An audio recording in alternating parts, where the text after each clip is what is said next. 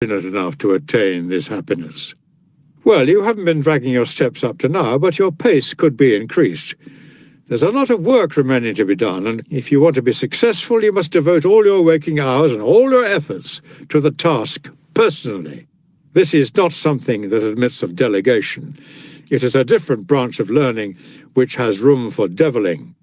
There was a rich man called Calvisius Sabinus in my own lifetime who had a freedman's brains along with a freedman's fortune. I have never seen greater vulgarity in a successful man. His memory was so bad that at one moment or another the names of Ulysses or Achilles or Priam, characters he knew as well as we knew our early teachers, would slip his memory. No doddering butler ever went through the introductions of a mass of callers committing quite such solecisms, not announcing people's names so much as foisting names on them, as Sabinus did with the Greek and Trojan heroes. But this didn't stop him wanting to appear a well-read man, and to this end he thought up the following short-cut. He spent an enormous amount of money on slaves, one of them to know Homer by heart, another to know Hesiod, while he assigned one apiece to each of the 9 lyric poets. That the cost was enormous is hardly surprising. Not having found what he wanted in the market, he had them made to order. After this collection of slaves had been procured for him, he began to give his dinner guests nightmares. He would have these fellows at his elbow so that he could continually be turning to them for quotations from these poets, which he might repeat to the company, and then, it happened frequently, he would break down halfway through a word. Tertullius Quadratus, who regarded stupid millionaires as fair game to be sponged off, and consequently also fair game for flattery, as well as, and this goes with the other 2 things, fair game for facetiousness at their expense, suggested to him that he should keep a team of scholars to pick up the bits. On Sabinus letting it be known that the slaves had set him back 100,000 sesterces apiece, he said, "Yes, for less than that, you could have brought the same number of bookcases." Sabinus was nonetheless quite convinced that what anyone in his household knew, he knew personally. It was Tertullius again who started urging Sabinus, a pale and skinny individual whose health was poor, to take up wrestling. When Sabinus retorted, "How can I possibly do that? It's as much as I can do to stay alive." Tertullius answered, "Now please, don't say that. Look how many slaves you've got in perfect physical condition." A sound mind can neither be bought nor borrowed, and if it were for sale, I doubt whether it would find a buyer. And yet unsound ones are being purchased every day. But let me pay you what I owe you and say goodbye. Poverty brought into accord with the law of nature is wealth. Epicurus is constantly saying this in one way or another, but something that can never be learnt too thoroughly can never be said too often. With some people, you only need to point to a remedy. Others need to have it rammed into them. Letter number 28. Do you think you are the only person to have had this experience? Are you really surprised, as if it was something unprecedented, that so long a tour and such diversity of scene have not enabled you to throw off this melancholy and this feeling of depression? A change of character, not a change of air, is what you need. Though you cross the boundless ocean, though, to use the words of our poet Virgil, lands and towns are left astern, whatever your destination, you will be followed by your failings. Well, here is what Socrates said to someone who was making the same complaint. How can you wonder your travels do you no good when you carry yourself around with you? You are saddled with the very thing that drove you away. How can novelty of surroundings abroad and becoming acquainted with foreign scenes or cities be of any help? All that dashing about turns out to be quite futile, and if you want to know why all this running away cannot help you, the answer is simply this: you are running away in your own company. You have to lay aside the load on your spirit. Until you do that, nowhere will satisfy you. Imagine your present state as being like that of the prophetess, whom our Virgil represents in a roused and excited state, largely taken over by a spirit not her own.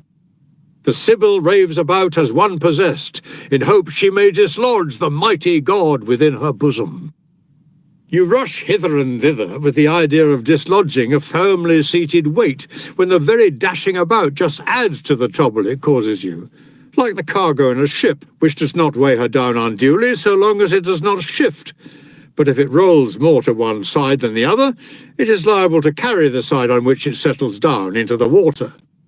Whatever you do is bad for you, the very movement in itself being harmful to you, since you are in fact shaking up a sick man.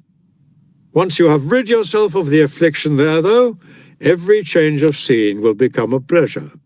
You may be banished to the ends of the earth, and yet in whatever outlandish corner of the world you may find yourself stationed, you will find that place, whatever it may be, like a hospitable home.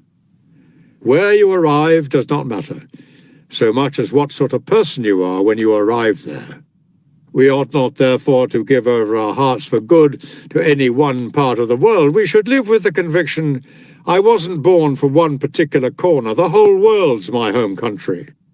If the truth of that were clear to you, you would not be surprised that the diversity of new surroundings, for which out of weariness of the old you are constantly heading, fails to do you any good. Whichever you first came to would have satisfied you, if you had believed you were at home in all. As it is, instead of travelling, you're rambling and drifting, exchanging one place for another, when the thing you are looking for, the good life, is available everywhere. Could there be a scene of greater turmoil than the city? Yet even there, if need be, you are free to lead a life of peace. Given a free choice of posting, though, I should flee a long way from the vicinity, let alone the sight of the city. For in the same way as there are unpleasant climates which are trying even to the most robust constitutions, there are others which are none too wholesome for the mind, even though it be a sound one, when it is still in an imperfect state and building up its strength.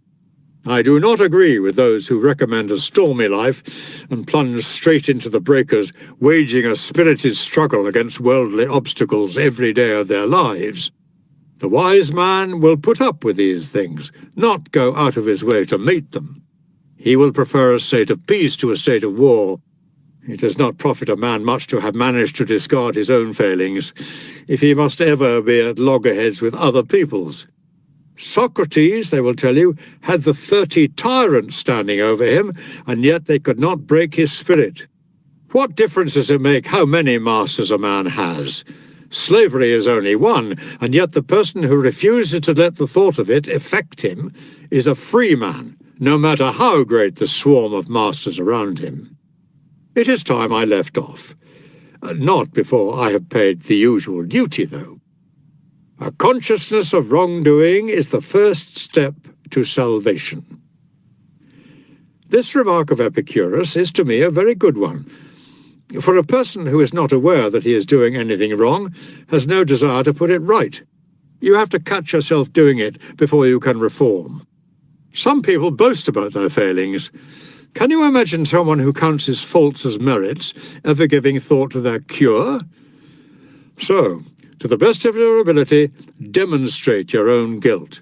Conduct inquiries of your own into all the evidence against yourself. Play the part first of prosecutor, then of judge, and finally of pleader in mitigation. Be harsh with yourself at times. Letter number 33. You feel that my present letters should be like my earlier ones and have odd sayings of leading Stoics appended to them. But they never busied themselves with philosophical gems. Their whole system was too virile for that. When things stand out and attract attention in a work, you can be sure there is an uneven quality about it. One tree by itself never calls for admiration when the whole forest rises to the same height. Poetry is replete with such things, so is history. So please don't think